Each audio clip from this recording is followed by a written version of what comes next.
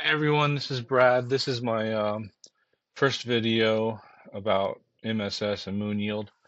I put a few messages out there about my MSS staking Moon Yield action plan, like this one right here. Somebody asked me to do a video on the USDC MUSD V3 1% concentrated liquidity pool on PancakeSwap. So that's what this is. So I'll show how to add liquidity on PancakeSwap. Let me minimize this. First thing you're going to need is the address for MUSD.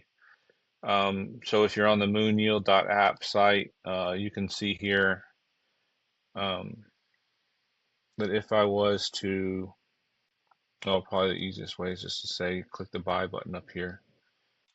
That'll flip me right here to PancakeSwap, and you can see MUSD is here. If I click on it, I can copy the token address right here, token address copied.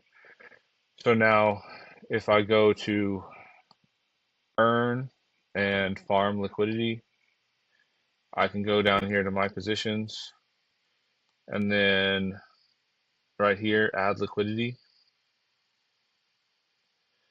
And then under choose token pair right here, I can paste the MUSD address and then select it.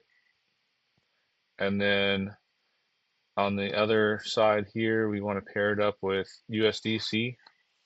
So I'll just type USDC here, and it's going to be this one. Okay, so right here is where you see it's the V3 LP 1%. So you pick that one. And then, so this is where you can set it up however you want. If you only have USDC but you don't have any MUSD, you could just provide, you could slide this just to the left where it says it will not earn any fees, but you can still enter in right here. So you have 100 USDC, you can enter in your USDC here. But if you have both MUSD and USDC, you can set your range to where you're on both sides of the current price, and the current price is right here. So it's at $1.29 peg. And then just depending on your percentage above or below the current price is going to determine your percentages of how much you have to supply of each one of MUSD and USDC. So if you're closer to, say you're closer to the current price on the right side, but farther here, then you'll need, on the left side, then you'll need more USDC than MUSD.